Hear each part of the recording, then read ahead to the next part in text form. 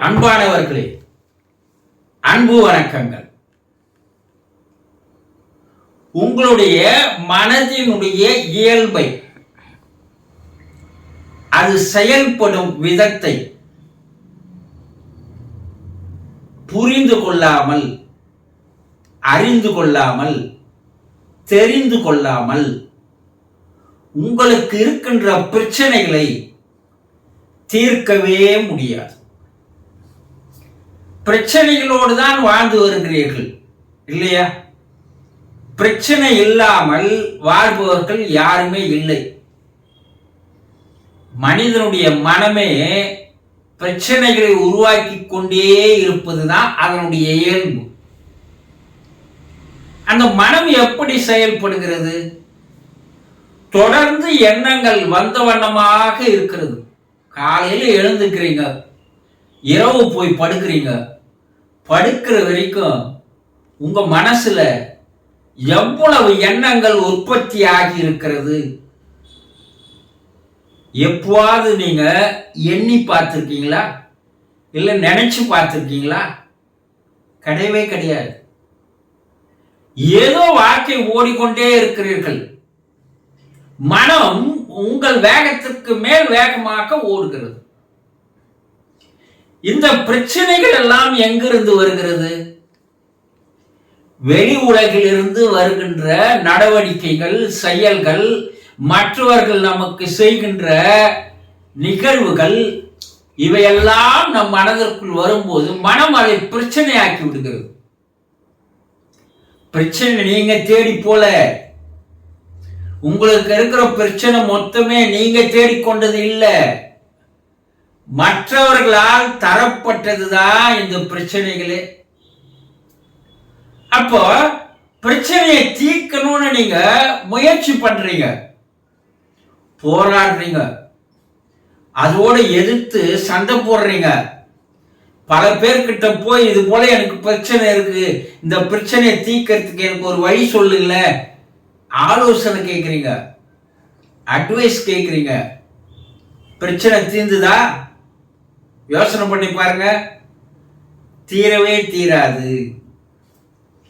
ஒரு சிலர் சொல்லுவாங்க, உங்களுக்கு 100 பிரச்சனை இருக்கலாம், ஆனா ஒவ்வொரு பிரச்சனையா நீங்க தீர்த்துக்கினே வாங்க, அது 100 உங்களுக்கு குறைஞ்சிரும், நீங்க பிரச்சனை இல்லாத மாறிடலாம் அப்படின்னு சொல்லுவாங்க. அப்படி நீங்க முயற்சி பண்ணி பார்த்திருக்கீங்களா? நீங்க ஒரு பிரச்சனையை தீர்த்தா உடனே 3 பிரச்சனை புதுசா வந்துடுது இல்லையா? ஒரு மரத்துல இருக்கிற கிளையை கழிச்சிங்கன்னா அந்த கிளையில இருந்து மறுபடியும் பல கிளைகள் உருவாகிடும். அது போலதான் நீங்க ஒரு பிரச்சனைய தீர்க்கணும்னு முடிவு பண்ணி தீர்த்தீங்கன்னா பல பிரச்சனைகள் உருவாகி வந்துடுது. இப்படி இந்த பிரச்சனைகள் உருவாகி கொண்டே இருக்கிறது. ஆனா இதற்கு என்ன காரணம்? எப்படி இந்த பிரச்சனைகள் எல்லாம் இல்லாத செய்வது? நான் பிரச்சனையே இல்லாத வாழணும் அப்படின்ற எண்ணம் ஒரு சிலருக்கு இருக்கு. ஆனா அது எப்படி செயல்படுத்துவதுன்னு தெரியல. மனம் தானே பிரச்சனைகளை உருவாக்குகிறது.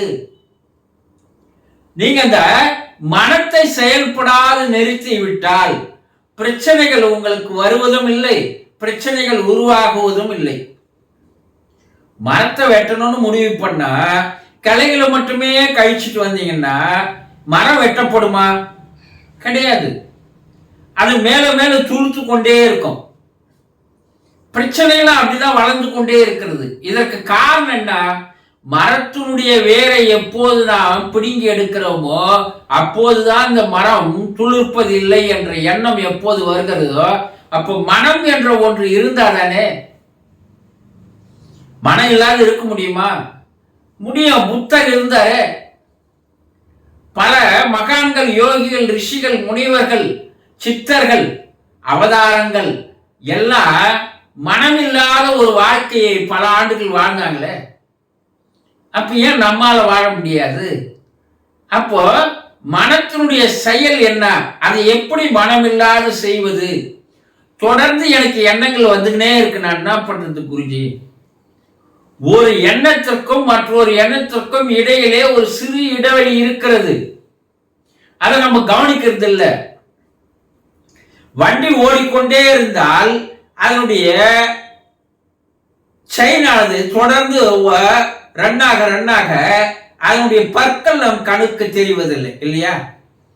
அது போல நம்முடைய மனம் தொடர்ந்து எண்ணங்கள் ஓடிக்கொண்டே இருப்பதால் நமக்கு அதுக்கு சென்ட்ரல் இருக்கிற இடைவெளியானது ஒரு எண்ணத்திற்கும் மற்றொரு எண்ணத்திற்கும் நடுவில் இருக்கின்ற சிறு இடைவெளியானது நமக்கு தெரிவதில்லை.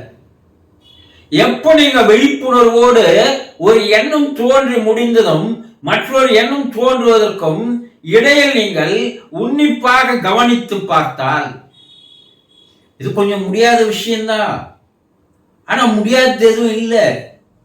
நீங்க முயற்சி பண்ணணும், ஏன்னா பிரச்சனை இல்லாத வாழணும் இல்லையா? அப்ப அந்த இடைவெளியை நீங்கள் உன்னிப்பாக அவேர்னஸ் விழிப்புணர்வோடு கவனிக்க ஆரம்பித்தீங்கன்னா அந்த இடைவெளிகள் மிக அதிகமாக மாறும்.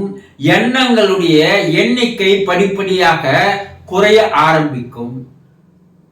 அந்த இடைவெளி இருக்கு பாருங்க, ஒரு எண்ணத்திற்கும் மற்றொரு எண்ணத்திற்கும் இருக்கிற இடைவெளியை நீங்கள் உன்னிப்பாக மிக மிக உன்னிப்பாக கவனிக்க ஆரம்பித்தால் அந்த இடைவெளியானது பெரிதாக மாறும்போதுதான் இறை தரிசனமானது, கடவுளுடைய தரிசனமானது உங்களுக்கு கிடைக்கிறது என்று ரிஷிகள் கூறுகிறார்கள்.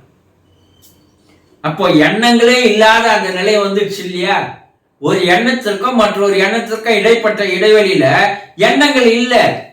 அப்போ அந்த நிலையை நீங்கள் உன்னிப்பாக கவனித்து வர வர வர வர வர வர எண்ணங்களுடைய எண்ணிக்கையானது படிப்படியாக குறைய ஆரம்பிக்கிறது. ஒரு காலகட்டத்தில் வெளியிலிருந்து வருவது எதுவுமே இந்த மனம் ஏற்றுக்கொள்வதில்லை. அதனால் எண்ணங்கள் உருவாகுவதை அது நிறுத்தி விடுகிறது. இது எதன் மூலமாக தான் செய்யப்படும்?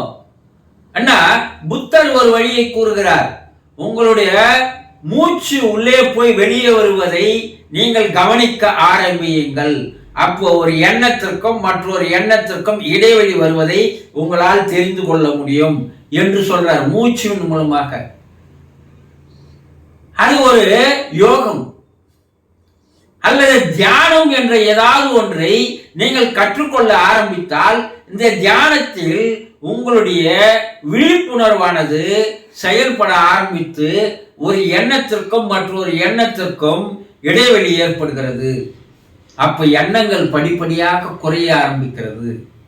மனம் செயல்படுவது நிறுத்தப்படுகிறது. எப்போது மனம் செயல்படுவதை உங்களுடைய கட்டுக்குள் கொண்டு வருகிறீர்களோ அப்போது பிரச்சனைகள் உருவாவது நிறுத்தப்படுகிறது. பிரச்சனைகள் இல்லாத ஒரு வாழ்க்கை, சந்தோஷமான ஒரு வாழ்க்கை உங்களால் வாழ முடியும். இல்லை என்றால் கடைசி வரைக்கும் பிரச்சனையோடு போராடி கொண்டே வாழ்வதுதான் வாழ்க்கையாக நீங்களே மாற்றிக்கொள்வீர்கள் என்பதை புரிந்து கொள்ளுங்கள். சந்தோஷம்.